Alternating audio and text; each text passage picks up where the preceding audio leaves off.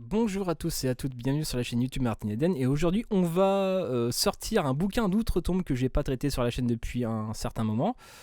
En tout cas, avec les nouvelles vignettes, parce qu'en fait, quand j'ai republié les épisodes sur l'anarchisme, en fait, c'est des épisodes que j'ai enregistrés il y a plus de 2 mois, voire 3.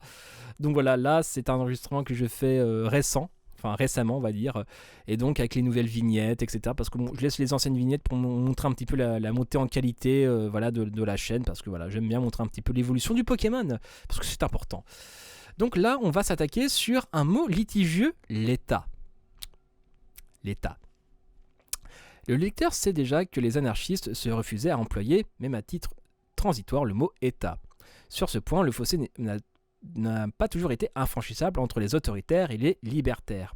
Dans la première internationale, il arriva aux collectivistes dont Bakounine était le porte-parole d'admettre comme synonyme de l'expression collectivité sociale, celui d'État régénéré, d'État révolutionnaire et nouveau, voire d'État socialiste. Mais assez vite, les anarchistes s'aperçurent qu'il n'était pas sans danger pour eux d'employer le même mot que les autoritaires, tout en lui donnant un sens fort différent. Ils estimèrent qu'à une conception nouvelle, il fallait un mot nouveau et que l'emploi de l'ancien pouvait amener de dangereuses équivoques.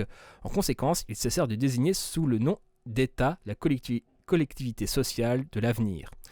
De leur côté, les marxistes, anxieux d'obtenir le concours des anarchistes pour les faire triompher dans l'international, le principe de la propriété collective contre le dernier carré réactionnaire des individualistes post-proudhoniens, se montrèrent prêts à des concessions de vocabulaire.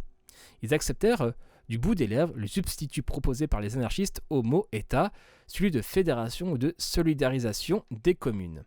C'est dans le même esprit que, quelques années plus tard, Engels, chapitrant son ami et compatriote August Bebel au sujet du programme de Gotha de la social-démocratie allemande, croira expédient de lui proposer de remplacer partout l'expression État par Gemeinwesen. J'ai un accent de merde. Un bon vieux mot allemand dont le sens équivaut à celui du mot commune en français. Au congrès de Bâle en 1869, les anarchistes collectivistes et les marxistes avaient décidé en commun accord que la propriété, une fois socialisée, devait être exploitée par les communes solidarisées. Bakounine, dans un discours, mit les points sur les i. Je vote pour la collectivité du sol en particulier et en général de toute la richesse sociale dans le sens de la liquidation sociale.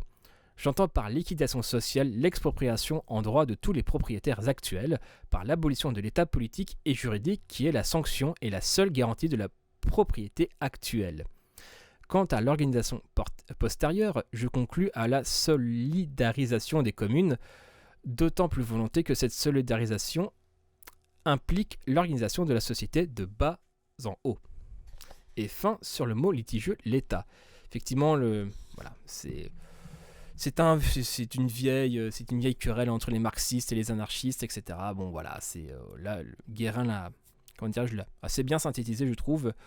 Enfin bref, là, c'était un petit paragraphe. Enfin bref, c'était Martin Eden en direct du Goulag. Bisous à vous.